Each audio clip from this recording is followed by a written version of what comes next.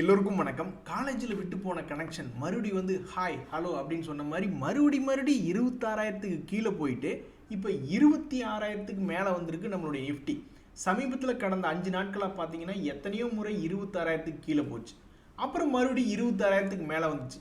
எங்களை வச்சு காமெடி ஒன்றும் பண்ணலையே அப்படின்ற மாதிரி இந்த ஒரு மாதத்தில் மட்டும் எத்தனை முறை 26,000க்கு கீழேயும் மேலேயும் போயிட்டு வந்திருக்கு பாருங்களேன். ஸோ ஏதோ ஒன்று பெருசாக 2000-3000 பாயிண்ட்டுக்கு இந்த வருஷம் முடிய போகுது. 18 நாள் தான் இருக்குது. இனி இந்த வருஷம் இல்லைனாலும் அடுத்த வருஷத்தில் ஏதாவது ஒரு பெரிய மூவ்மெண்ட்டு காட்டுமா, மேலேயோ அல்லது கீழேயோ பெரிய அளவில். இந்த வருஷத்தில் அப்படித்தான் 4000 பாயிண்ட் இறங்கி ஏறி ஒரே வருஷத்தில் இறங்கி ஏறி காமிச்சிருக்கு.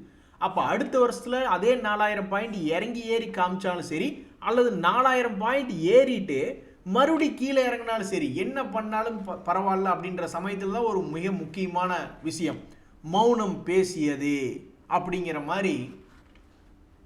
சமீபத்தில் பேச்சுவார்த்தையே இல்லை. அமெரிக்க பிரதமர் அவர்களுக்கும் நமது இந்திய பிரைம் மினிஸ்டர் அவர்களுக்கும் பெருசாக பேச்சுவார்த்தை என்பதே இல்லை. மீடியாக்களில் கூட பேசிக்கிட்டே இருந்தாங்க. என்ன 2 பேரும் பேசிக்க மாட்டேங்கிறாங்க, இவங்க 2 பேரும் பேசினா ஏதாவது ட்ரேடு டீலில் ஏதாவது ஒப்பந்தம் முன்னேறி வருமா அப்படின்ற மாதிரிலாம் பேசிக்கிட்டு இருந்தாங்க. ஆனால் பெருசாக பேச்சுவார்த்தை என்பது இல்லை. இப்போ உங்களுக்கு தெரியும், இப்போ சமீபத்தில் அமெரிக்காவினுடைய ஒரு டீம் உட்காந்து பேசிக்கிட்டு இருக்காங்க. சமீபத்தில் கூட அடுத்த வருஷம் மார்ச் மாதத்துக்குள்ளே இந்த டீல் முடிஞ்சிரும் தான் நாங்கள் நினைக்கிறோம் அப்படின்னு நம்மளுடைய பொருளாதார அட்வைசரும் சொல்லிக்கிட்டு இருந்தார். இப்படி இருக்கக்கூடிய சமயத்தில் டபக்குன்னு 2 பேரும் பேசி என்ன பேசியிருக்காங்க அப்படின்ற அவுட்கம் என்ன சொல்கிறாங்க அப்படின்னா, பைலேட்ரல் ரிலேஷன்ஸ், நம்மளுக்குள்ள இருக்கக்கூடிய உறவுகள், வர்த்தக உறவுகள் மற்றும் ஏனைய உறவுகள், எங்களுக்கு ஸ்டாக் மார்க்கெட்டுக்கு வர்த்தக உறவுகள் தாங்க ரொம்ப முக்கியம். ஸோ அப்போ அடுத்த வருஷம் மார்ச் மாதத்துக்குள்ள டேரிஃபை குறைச்சாலும் நம்மளுடைய ஸ்டாக் மார்க்கெட்டுக்கு பெரிய நியூஸ், அல்லது அடுத்த வருஷம் மார்ச் மாதத்துக்குள்ள எதுவும் டீல் நடந்து முடிக்கலினாலும் ஸ்டாக் மார்க்கெட்டுக்கு பெரிய நியூஸ். ஏன்னா நிஃப்டியை ஒரு 4000 பாயிண்ட் ஏற்றுறக்கோ இறக்குறக்கோ இது போன்ற விஷயங்கள் வழிவகை செய்யுமா? ஸோ இப்படி யோசிச்சு பாருங்க. ஸோ நம்மளுடைய நிஃப்டி 50 இண்டெக்ஸ் இந்த வருஷமே 15% சம்பாரிச்சு கொடுக்கல. போன வருஷம் என்னவோ அதே தான் இப்பவும் இருக்கு. ஸோ அந்த 15% பெண்டிங். அடுத்த வருஷத்துல ஒரு 15% அதை சம்பாரிச்சு கொடுக்கணும்னு அதனுடைய தலையெழுத்தில் எழுதியிருந்ததுன்னா நிஃப்டி கிட்டத்தட்ட 35,000 அடுத்த வருஷத்துல போகணும் அப்படின்னு பல ட்ரேடர்கள் ஆசைப்படுவாங்க. இல்லை, அவன் இந்த வருஷமும் 15% கொடுக்க போறதில்ல, 15% எடுக்க போறான் ஒரு கட்டத்தில் அப்படின்னா அப்புறம் மறுபடியும் அவன் பழையபடி 22,000 வரைக்கும் வரணும். ஸோ ஏதோ ஒரு விஷயம், மிகப்பெரிய ஒரு பிரவயம் இந்த மார்க்கெட்டில் வரணும் அப்படின்னு தான் எல்லாரும் பார்த்துக்கிட்டு இருக்காங்க. 2026 முடியும் பொழுது அதில் பாருங்க, எதுவுமே நடந்து முடிஞ்சதுக்கு அப்புறம் தான் எல்லாருக்குமே தெரிய வரும். இதுக்கு முன்னாடி இறங்குதும் அப்படின்றது யாருக்கும் தெரியாது. ஆனால் இறங்கி முடிஞ்சதுக்கு அப்புறம் தான் தெரிய வந்தது. அதே மாதிரி கீழிருந்து மேலே ஏறுன்னு யாருக்கும் தெரியாது. அதே மாதிரி ஏறி முடிஞ்சதுக்கு அப்புறம் தான் தெரிய வரும். ஸோ அடுத்த வருஷத்துல எப்படி சினாரியோ இருக்கும், என்னை பொறுத்த வரைக்கும் ஏறிட்டு இறங்கிட்டா உனக்கு புண்ணியம்பா. வாவ், வாட் அ நைஸ் பாய் அப்படின்ற மாதிரி ஹிந்துஸ்தான் காப்பர் அப்படின்ற ஷேர் இன்னைக்கு இன்ப அதிர்ச்சியாக ஒரு 6% மேல் நோக்கி ஏறி இருக்கு.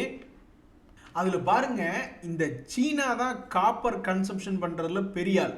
அவங்களுடைய பொருளாதாரத்தை கொஞ்சம் ஸ்டிமுலேட் பண்றாங்க அப்படின்ற ஒரு தகவல் வந்த உடனே இன்னைக்கு இந்த ஹிந்துஸ்தான் காப்பர் அப்படின்ற பங்கு மேல் நோக்கி ஏறிவிட்டது. அடடா, உன் அழகை நாங்கள் பார்க்கணும், சார்ட் அப்படியே ஒரு நிமிஷம் வெயி அப்படின்ற மாதிரி 400 ரூபாய்களில் இருந்து கடினமான சரிவு இந்த ஹிந்துஸ்தான் காப்பர் 200 ரூபா வரைக்கும் போயிடுச்சு. மறுபடியும் 200 to 400 திரும்பி வந்திருக்கான் என்றால் இது ஒரு அற்புதமான, இது ஒரு ஓவியம் அப்படின்னு தான் நம்ம சொல்லணும்.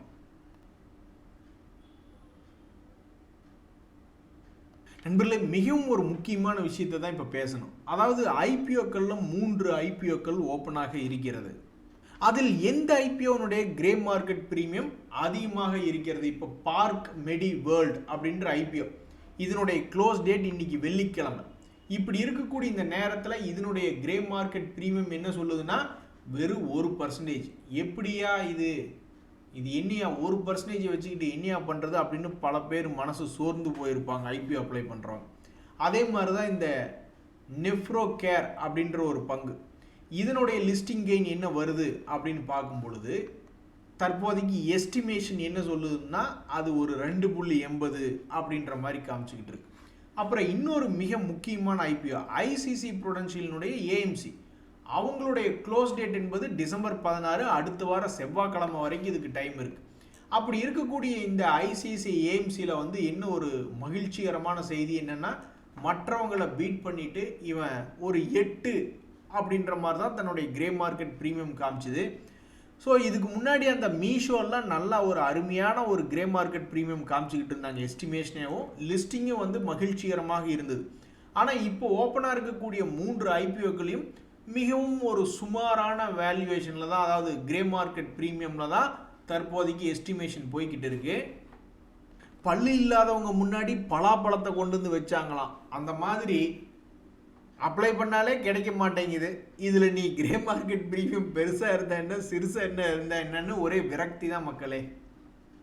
தம்பி நீங்களே எங்களை கவுத்துறாதீங்க அப்படின்ற மாதிரி சமீபத்தில் ஏறிக்கொண்டு இருக்கக்கூடிய நம்மளுடைய சொத்து என்பது தங்கம் அப்படின்ற சொத்தை தான் இருக்குது. எல்லார் வீட்லேயும் பெரும்பாலும் 5 பவுன் 10 பவுன்லேருந்து 50 பவுன் 100 பவுன்லாம் வச்சுருக்கக்கூடிய ஆட்கள்லாம் இருக்காங்க. அது மாதிரி சமீபத்தில் நம்மளுடைய சொத்துக்களில் ஏறிக்கொண்டிருக்கக்கூடிய கோல்டு, தம்பி நீங்களே எங்களை கவுத்து விட்டுறாதீங்க அப்படின்ற மாதிரி ஏதாவது டபுள் டாப் போட்டு இறங்கிடக்கூடாது அப்படின்றதான் இப்போ நம்மளுடைய பிரார்த்தனையாக இருக்குது. கரெக்டாக ரொம்பவுமே மிக ஒரு 2 மாதங்களுக்கு முன்னாடி இருந்த விலை, உச்ச விலை என்னவோ அந்த விலையை திருப்பி பிடிச்சிருக்கு தங்கம். இந்த நேரத்தில் ட்ரம்ப் அவர்கள் என்னத்தையாவது ஒன்றை குண்டக்க மண்டக்க பேசி ஒரு புத்துணர்ச்சி கொடுக்குற மாதிரி கோல்டை ஏற்றி விட போகிறாரா, அல்லது கோல்டு டபுள் டாப் அப்படின்ற மாதிரி ஸ்டாக் மார்க்கெட்டில் பேசிக்கொண்டு இருக்கக்கூடிய பேட்டர்ன் படி டபுள் டாப் போட்டுக்கிது ஏதாவது சைட்வேஸில் இது உழுகுமா, எதாக இருந்தாலும் இன்னும் சில நாட்கள் பொறுத்து இருந்தால் தான் தெரிய வரும் அப்படின்ற ஒரு சூழ்நிலை. பட் யாராக இருந்தாலும் சரி எங்களை கைவிட்டுறாதீங்கப்பா. சில்வர்லாம் வந்து பெரிய அளவில் கீழே கிராஷ் ஆனால், பட் இருந்தாலும் அதே இடத்த மறுபடியும் திருப்பி பிடிச்சிருக்கான். ஸோ இப்படி இருக்கக்கூடிய நிலைமையில் மறுபடியும் யாரும் கிராஷ் ஆயிடாதீங்க தம்பிகளா. இதுலேயும் நம்ம அந்த அழகை பார்த்துட்டு தான் போகணும். எப்படி 50 டேஸ் மூவிங் ஆவரேஜில் எனக்கு ஞாபகம் இருக்குது, அக்டோபர் மாதத்தில் ஒரு முறை இந்த ஸ்டாக் சில்வர் பீஸ் எல்லாம் பயங்கரமாக கிராஷ் ஆகிட்டு இருக்கையில் இந்த 50 டேஸ் மூவிங் ஆவரேஜ் எங்களை காப்பாற்றி விடாதா அப்படின்னு பல ட்ரேடர்கள் வேண்டிக்கிட்டு இருந்தாங்க. எப்படி ஷார்ப்பாக காப்பாற்றி விட்டுருக்கான் பார்த்தீங்களா. சில பேர்லாம் சொல்லிக்கிட்டு இருந்தாங்க இது போன்ற கோல்டு சில்வர்லாம் டெக்னிக்கல் என்பது ஒர்க் அவுட் ஆகாது அப்படின்ற மாதிரி. உலகமே ஒரு நாடக மேடை அப்படின்ற மாதிரி உலகத்தில் எந்த ஒரு இன்ஸ்ட்ருமெண்ட், ட்ரேடிங் இன்ஸ்ட்ருமெண்ட்டாக இருந்தாலும் அதில் டெக்னிக்கல் தான் மிகப்பெரிய ஒரு தலை, அதுக்கப்புறம் தான் பின்னாடி ஃபண்டமெண்டல்ஸ் வரணும். துடித்து கொண்டு இருக்கக்கூடிய பங்குகள் இனி அடுத்தடுத்து தங்களுடைய நடவடிக்கையை எந்த பக்கம் கொண்டு போகணும்னு பார்க்குறதுக்கு ரொம்ப ஒரு சுவாரஸ்யமாக இருக்கக்கூடிய பங்குகளில் இந்த பிஎஸ்சி அப்படின்ற ஒரு பங்கு, அதனுடைய வேலையே இப்படி தான் இருக்குது. ஏன் இப்படி பண்ணுதுன்னே தெரில. கடும் ஏற்றம், அப்புறம் மறுபடி சரிவு, அப்புறம் மறுபடி ஏற்றம், அப்புறம் மறுபடி சரிவு என்ற நிலைமையில் ட்ரேட் ஆகி கொண்டிருக்கக்கூடிய இந்த பிஎஸ்சி அடுத்தடுத்த நாட்களில் என்ன செய்யும்? ஏன்னா அவனுடைய ரேஞ்ச் என்பது குறுகி கொண்டே வருகிறது.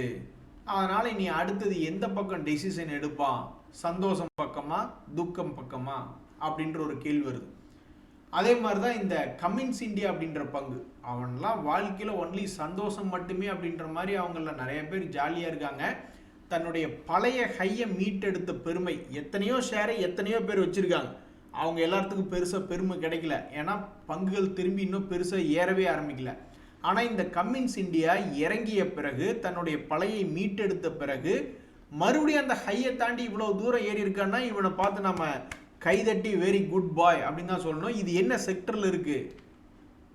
இது இண்டஸ்ட்ரியல் மேனுஃபேக்சரிங் அந்த சைடில் இருக்குது. அதாவது it manufacturers and distributes services diesel and alternative fuel engines அந்த சைடு இருக்காங்க. அதே மாதிரி இவங்க செக்டரில் இவன் தான் பெரிய ஆள், இவன் தான் டாப் செக்டர் லீடரு. அதாவது இதனுடைய பிஎன்எல்லாம் பார்க்கையில் ஒரு ட்ரெயிலிங் 12 மந்த்ஸ் கடந்த 12 மாதத்தில் 2314 கோடி லாபம் பண்ணியிருக்காங்க. கிர்லோஸ்கர் என்ஜின்ஸ் இவங்க அந்த செக்டரில் இருக்கக்கூடிய இன்னொரு ஆள், இவங்க ஒரு வருஷத்துக்கே 493 கோடி தான் லாபம் பண்ணிக்கிட்டு இருக்காங்க. ஸோ இந்த கமின்ஸ் இந்தியா அந்த செக்டரில் ஒரு லீடராக இருந்து ஒரு ராக்கெட் விட்ட மாதிரி தன்னுடைய லோவிலிருந்து போயிருக்கு. அடுத்த நிலையில் இருக்கக்கூடிய கிர்லோஸ்கர் ஆயில் அந்த அளவுக்கு இல்லை. அவன் இந்த வருஷத்தில் அவனுடைய லோ ரேட்லேருந்து ராக்கெட் மாதிரி போயிருந்தாலும் தன்னுடைய பழைய கையெல்லாம் இவனால் மீட்டெடுக்க முடியல. ஏன்னா இது செக்டரில் வந்து டாப் 2 பிளேஸ்க்குள்ளே 2வது ஆளாக வருகிறது இந்த கிர்லோஸ்கர். ஸோ ரஜினி ஒரு படத்தில் கேட்பார், 2 பெருசா 1 பெருசா அப்படின்னு. ஸோ சில நேரங்களில் ஏதாவது செக்டரில் இருக்கக்கூடிய 2வது இடத்துல இருக்கக்கூடிய ஆள் பழைய ஹையை தாண்டி போயிருக்கலாம். ஆனால் நான் இன்னும் அந்த மாதிரி எதுவும் நான் பார்க்கல. என்ன கொடுமை பார்த்தீங்களா நண்பர்களே, உதவியே செய்ய மாட்டேன் அப்படின்ற மாதிரி இந்த இந்தியன் ஓவர்சீஸ் பேங்க் அப்படின்ற பங்கு இப்படியுமா ஒரு மனுஷன் வாழுவான் அப்படின்ற மாதிரி. நானும் எத்தனையோ பங்குகளை கும்பா குட்டிகளை பார்த்துருக்கேன், இப்படி ஒரு கும்பா குட்டிகளை பார்த்ததில்லை. அதாவது இது இருக்கக்கூடிய செக்டர் வந்து பப்ளிக் பேங்க் செக்டர். ஸோ அந்த செக்டர்னுடைய இண்டெக்ஸ் வந்து எப்படி இருக்குன்னா டவுன்லேருந்து ஏறி உச்சத்தில் ஆடிக்கிட்டு இருக்கு. எத்தனையோ பப்ளிக் செக்டர் பேங்க்குகள் உச்சத்தில் ஏறி ஆடிக்கிட்டு இருக்கான். ஆனால் இந்த இந்தியன் ஓவர்சீஸ் பேங்க்கு ஏன் உனக்கு என்ன அப்படி ஆச்சு? நான் இது கடைசியாக ஒரு மாதத்துக்கு முன்னாடி 18 நவம்பரில் பார்த்துக்கிட்டு இருந்ததா ஞாபகம். இப்போ 12 டிசம்பரே வந்துடுச்சு. அந்த சமயத்தில் ஏதோ ஒரு நாள் துடிப்பாக ஏறி ஆடிக்கிட்டு இருந்தான். அன்னைக்கு பார்த்தவன் தான், அன்னைக்கு துடிப்பாக ஆடினவன் தான் இப்போ வரைக்கும் ஒன்னைங்கான. மறுபடியும் அவனுடைய எலி எப்படி ஒரு எலி அதனுடைய பொந்துக்குள்ளே போய் ஒளிஞ்சுக்குமோ அதே மாதிரி இவனுடைய லோ ரேட்டில் போய் உட்காந்துக்கிடுச்சு இந்த இந்தியன் ஓவர்சீஸ் பேங்க் அப்படின்ற பங்கு. இதுக்கு மிக முக்கியமான காரணம் பிரைவேட்டைசேஷன் ஒரு குறிப்பிட்ட பர்சன்டேஜுக்கு மேலே இல்லை அப்படின்னு ஆணித்தரமாக கவர்மெண்ட் அஃபீஷியல்ஸ்லேருந்து வந்த தகவல் தான்.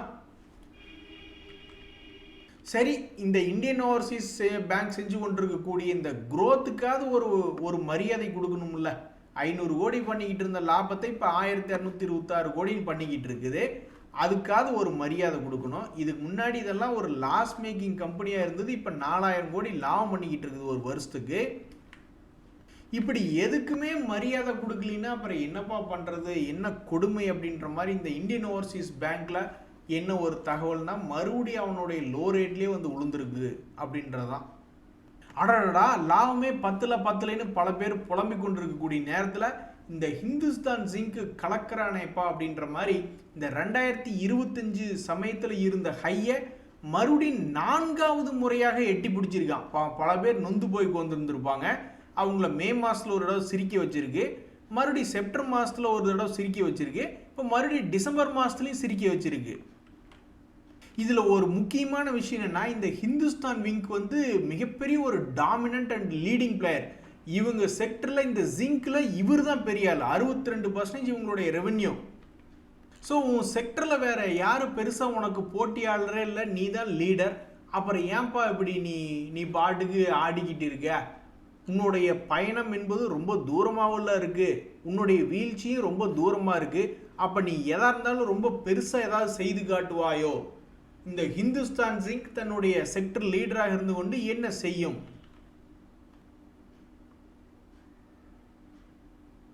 நண்பர்களே, ஒரு காலத்தில் பெரிய ஆளுக வந்து யாரு, பயங்கரமான ஆளுக யாரு அப்படின்னா இந்த ஹோட்டல் செக்டர் தான். எத்தனையோ செக்டர் கீழே குப்புற விழுந்துருச்சு. ரயில்வே துறை பங்குல இன்னும் எந்திரிக்கவே இல்லை. இனி பட்ஜெட் வரும்போது தான், இனி எவனாவது பட்ஜெட் வர்றதுக்கு முன்னாடி அதுவும் ஏதாவது பட்ஜெட்டில் அது எதிர்பார்ப்புங்க இது எதிர்பார்ப்புங்க அப்படிங்க இப்படிங்கன்னு எனத்தையாவது ஒன்று சொல்லி டப்பான்னு எங்கேயாவது ஒரு 10-20% தூக்கி விட்டா தான் உண்டு அப்படின்ற பாவப்பட்ட நிலைமை தான் அது போன்ற பங்குகள் இருக்குது. ஆனால் இந்த ஹோட்டல் செக்டர் பெரும்பாலும் பிரைவேட்டுகளின் பக்கம் இருக்கக்கூடிய செக்டர் ரொம்பவுமே புல்லிஷாக இருந்தது. அப்படி இருக்கக்கூடிய நேரத்தில் இந்த சேலட் ஹோட்டல் தன்னுடைய வளர்ச்சியை மிகவும் அட்டகாசமாக 2020 கோவிட் சமயத்தில் வெறும் 140 ரூபா இருந்த பங்கு 1000 ரூபாய்க்கெல்லாம் போயிருக்கு. அதுக்கப்புறம் தற்போது கடந்த ஒரு வருடமாக பாவம் மேலையும் கீழேயும் சுற்றிக்கிட்டு இருக்கு, எந்த பக்கம் டைரக்ஷன் எடுக்க தெரியாமல் அப்படின்ட்டு. நியூ இயர்லாம் இனி அடுத்தடுத்து வரக்கூடிய விசேஷ நாட்கள் என்பது இருக்குது. ஸோ இவங்களுடைய Q3 ரிசல்ட் எப்படி வரும் அப்படின்றது தெரியல. இந்த சமயத்தில் ஹோட்டல் துறையில் யார் பெரிய ஆள் அப்படின்னு பார்த்தீங்கன்னா இந்த சேலட் ஹோட்டல் திடீர்னு மிகப்பெரிய ஒரு வளர்ச்சி. லாஸ் மேக்கிங்கில் இருந்தாங்க இந்த ஹோட்டல் பிஸ்னஸ் எல்லாம். கோவிடுக்கு அப்புறம் தான் எல்லாம் ஊர் பூரா சுற்றுறாங்க. இனி வாழ்க்கையை அனுபவிக்க முடியாமல் போயிடுச்சு, என்ன பண்ணுறது? கோவிட் சமயத்தில் உங்களுக்கு தெரியுமில்ல, மனசை உழுக்கக்கூடிய பல சம்பவங்கள் நடந்தது. அதனால் இனிமேல் வாழ்கிறது என்ஜாய் பண்ணி வாழலாமே அப்படின்னு நம்ம இந்தியாவிலலாம் செலவு பண்ண ஆரம்பிச்சிட்டாங்களான்னு தெரியல, எல்லாரும் கண்டபடி சுற்றுறாங்க.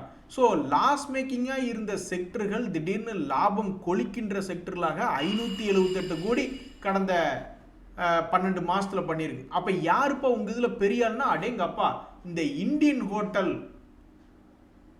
இது யாரோட குரூப் தெரியுமா உங்களுக்கு? டாட்டாவினுடைய குரூப். ஸோ டாட்டாவினுடைய குரூப் வந்து இவங்களும் ஒரு காலத்தில் லாஸ் மேக்கிங்காக தான் இருந்தாங்க. செக்டரை திரும்பிடுச்சு. அப்படி திரும்பும்பொழுது 1800 கோடியெல்லாம் இந்த ஹோட்டல் துறையில் லாபம் செஞ்சு முதல் ஆளாக இருக்காங்க. அடுத்து இருக்கக்கூடிய இந்த ஐடிசி ஹோட்டல் இவங்க வந்து ஆல்மோஸ்ட் 2வது இடத்துல 741 கோடின்னு இந்த சேலட் ஹோட்டலை பீட் பண்ணி 2வது இடத்துக்கு வந்திருக்காங்க லிஸ்டிங் சைடில். ஸோ ஹோட்டல் துறையில் ஒரு 3வது இடத்துக்கு பக்கத்தில் வந்து கொண்டிருக்கக்கூடிய இந்த சேலட் ஹோட்டல்ஸ் அப்படின்ற பங்கு அடுத்தடுத்த நாட்களில் என்ன செய்யும்? நண்பர்களே, நம்ம காலேஜில் மார்க் எடுக்கலைன்னா நம்மளை பற்றி என்ன பேசிக்குவாங்க வாத்தியார்கள்? அவன் ஒரு வீணா போனவங்க அப்படின்ற மாதிரி பேசிக்கிட்டு இருப்பாங்க. அது மாதிரி தான் நம்மளுக்கு பணம் சம்பாரித்து கொடுக்காத பங்குகளை பார்த்து நம்ம என்ன பேசிக்கிட்டு இருப்போம்னா, அது ஒரு வீணா போன பங்கு, ஆல்மோஸ்ட் 80 ரூபாயிலிருந்து கீழே 40 ரூபாய்க்கு வந்து விழுந்துட்டா மறுபடியும் எதுவும் பெருசாக சம்பாரிச்சு தர மாட்டேங்கிறான். இந்த வருஷத்தில் ஒரே ஒரு ரவுண்டு மட்டும் போயிட்டு வந்திருக்கான். யாருக்கு வேணும் இந்த ஒரு ரவுண்டு? ஏகப்பட்ட பங்குகள் 2-3 ரவுண்டு போயிட்டு வந்துக்கிட்டு இருக்கு, புதிய உச்சத்தையே போய் தொட்டுக்கிட்டு இருக்கு. ஒரே ஒரு ரவுண்டை வச்சுக்கிட்டு நாங்கள் என்ன பண்ணுறது அப்படின்னு பல பேர் வெறுத்து போய் வந்திருக்காங்க. ஸோ இந்த ஐஆர்பி இன்ஃப்ரா போன்ற பங்குகள்லாம் அடுத்தடுத்த காலநிலைகளில் எந்த மாதிரி தன்னுடைய விலையை செய்யும், கீழ் நோக்கியா மேல் நோக்கியா அப்படின்றது தெரிஞ்சுக்கிறதுக்கு ரொம்ப ஆர்வமாக இருக்குது. இந்த பாரத் ரசாயன் அப்படின்ற ஒரு பங்கு சமீபத்தில் ஸ்பிளிட் அண்ட் போனஸ் ரிலேட்டடான செய்திகளில் இருக்கக்கூடிய இந்த பங்கு நேற்று வரைக்கும் மிக பிரம்மாண்டமான விலையில் ட்ரேட் ஆகிட்டு இருந்திருக்கும். இன்றைக்கி நீங்கள் பார்த்தீங்கன்னா ஆல்மோஸ்ட் 7500 ரூபாய் இறங்கின மாதிரி காமிச்சிக்கிட்டு இருக்கும். அது அப்படி இல்லை, ஸ்பிளிட்டு போனஸும் கொடுத்துருக்காங்க. அதனால் 10,000 ரூபாயில் இருந்த பங்கு இன்றைக்கி கீழே இறங்கி ட்ரேட் ஆகிட்டு இருக்கு. ஆனால் அவன் கணக்குப்படி கிட்டத்தட்ட 2400 ரூபாய்க்கு பக்கமாக தான் ட்ரேட் ஆகிட்டு இருக்கணும். அந்த ஸ்பிளிட்டு போனஸ் எல்லாம் கணக்கு பண்ணும்போது நியாய விலை 2400 பக்கத்தில் இன்றைக்கி ஓப்பன் ஆகி ட்ரேட் ஆகிட்டு வந்துருக்கணும். ஆனால் அதை விடவும் 200 ரூபாய் அதிகமாக ட்ரேட் ஆகிறதுனால 8% ப்ளஸ் அப்படின்ற மாதிரி காமிச்சிக்கிட்டு இருக்கு. ஸோ சமீபத்தில் ஸ்பிளிட்டு போனஸ் வந்து உருப்படியாக ஏறிய பங்குகளில் நான் நினைக்கிறேன் அதானி பவருக்கு அடுத்தது இதுதான் நினைக்கிறேன். இடையில வேற ஏதாவது இருந்ததுன்னா தெரியப்படுத்துங்க. அந்த டாடா இன்வெஸ்ட் அதுக்கு முன்னாடியே நடந்து முடிஞ்சிருச்சு தானே நண்பர்களே. இந்த வீடியோ பார்க்கக்கூடிய நீங்கள் யாராக இருந்தாலும் பெரும்பாலும் 40 வயசுலேருந்து 60-70 வயசு வரைக்கும் நீங்கள் இந்த வீடியோ பார்க்குறீங்கன்னா உங்களுடைய மகன்களுக்கோ மகள்களுக்கோ சொல்லிடுங்க. நிறைய இடங்களில் ஜாப் லாஸ் என்பது ஆகிக்கிட்டு இருக்குது. இப்போ இந்த ஜெமை டைமன் அப்படின்றவர் கூட என்ன சொல்கிறாரு அப்படின்னா, ஏஐ ஆர்டிஃபிஷியல் இன்டெலிஜென்ஸ் வந்து இப்போ துவக்க நிலையிலேயே இத்தனை பேர்த்து வேலையை தூக்கிடுச்சு. அப்போ போக போக இன்னும் நிறைய பேர்த்துக்கு வேலை லாஸ் ஆகிட்டு தான் இருக்கும். அதனால் உங்களுடைய ஜாப் உங்களை விட்டு போகாமல் இருக்கணும் அப்படின்னா உங்களுடைய திங்கிங் எபிலிட்டியை வந்து ரொம்பவுமே இன்க்ரீஸ் பண்ணிங்க, எமோஷனல் இன்டெலிஜென்ஸாக இருக்கணும். அதே மாதிரி நீங்கள் ஒரு வேலை உங்களுக்கு கொடுக்குறாங்க அல்லது ஒரு முக்கியமான டிஸ்கஷனில் வந்து எப்படி உங்களால் பெட்டராக கம்யூனிகேட் பண்ண முடியும். ஸோ இது போன்ற தகுதிகள் தான் உங்களுடைய வேலையை காப்பாற்றிக்கும். மற்றவங்க கிட்டேருந்து நீங்கள் கொஞ்சமாவது வித்தியாசப்படுத்தி காமிச்சாதான் அப்படின்ற மாதிரிலாம் சொல்லிட்டு இருக்காங்க. ஸோ உங்கள் பையனோ பொண்ணோ பெங்களூரு, சென்னை, டெல்லி அல்லது வெளிநாடுன்னு எங்கே வேணாலும் வந்துக்கிட்டு இருப்பாங்க. சும்மா பேசிக்கிட்டு இருக்கீல, என்ன தம்பி நீ உன்னுடைய ஃபீல்டில் வந்து எல்லாம் அப்கிரேடு பண்ணிக்கிட்டு இருக்கியா அப்படின்ற மாதிரி ஒரு வார்த்தை பேசுகிறது தப்பே கிடையாது. உடனே குழந்தைங்க நம்மகிட்ட சொல்லும், உங்களுக்கு வயசாயிடுச்சு நாங்கள் பார்த்துக்குறோம் அப்படிங்க. டேய், வயசானாலும் இல்லையா, லயன் இஸ் எ லயன், நான் நியூஸை தானடா படித்து சொல்கிறேன் அப்படின்ற மாதிரி மிரட்டி விட்டுருங்க. என்னப்பா அது கல்யாணம் 6 மாதம் கழித்து அடுத்த ஆகஸ்ட்டில் வருது, பத்திரிக்கை நீ இப்போவே வச்சுட்ட அப்படின்ற மாதிரி இந்த ஏபிபி இந்தியா லிமிடெடில் ஒரு செய்தி ஒன்று படிச்சுட்டு இருந்த மகிழ்ச்சிகரமான செய்தி தான். அவங்களுடைய ஃபினான்ஷியல் ரிசல்ட் மற்றும் டிவிடெண்ட் சம்மந்தப்பட்ட தகவல்களை அவங்க வெளியிட போகிறாங்க, அப்ரூவல் பண்ணி வெளியிட போகிறாங்க. அதுக்கு அவங்களுடைய போர்ட் மீட்டிங் எப்போ மீட் பண்ண போகிறாங்க அப்படின்னா 19 பிப்ரவரி 2026. ஸோ பெரிதும் எதிர்பார்த்து கொண்டிருக்கக்கூடிய ரிசல்ட்டுகளில் இந்த ஏபிபி இந்தியாவினுடைய ரிசல்ட்டு ரொம்ப முக்கியமான ரிசல்ட் இருக்குது. ஏன்னா மிகப்பெரிய ஒரு கம்பெனி, ஆனால் இந்த கம்பெனினால ஒரே ஒரு ரவுண்டு தான் இந்த வருஷத்தில் லாபகரமாக முடிஞ்சிருக்கு. மறுபடியும் 2வது ரவுண்டு அவனால் முடியவே இல்லை. ஸோ அடுத்து வரக்கூடிய ரிசல்ட் நல்ல ரிசல்ட்டாக இருக்குன்னு ஆண்டவா. அதே மாதிரி ஹட்கோ அப்படின்ற ஷேரில் ஒரு பிஸ்னஸ் அப்டேட் ஒன்று பார்த்துக்கிட்டு இருந்தேன். அவங்க ஃபண்ட் ரைஸ் பண்ணுறாங்க அப்படின்ட்டு. பண்ணுங்க எவ்வளவு பணம் வேணாலும் மார்க்கெட்டில் வாங்கிக்கிங்க, ஆனால் நீங்கள் பழையபடி ஒரு 400 பக்கத்தில் வாங்க அப்படின்றத எங்களுடைய கோரிக்கை. ஏதோ ஒரு மிகப்பெரிய விஷயம் ஓடிக்கிட்டு தான் இருக்குங்களே நண்பர்களே. மௌனம் பேசியதே அப்படின்ற மாதிரி 2 பெரிய தலைவர்கள் பேசியிருக்காங்க. அடுத்த வருஷத்தில் அப்போ 4000-5000 பாயிண்டினுடைய வால்டிலிட்டி கொண்டு வந்தால் மகிழ்ச்சியே. நன்றி, வணக்கம்.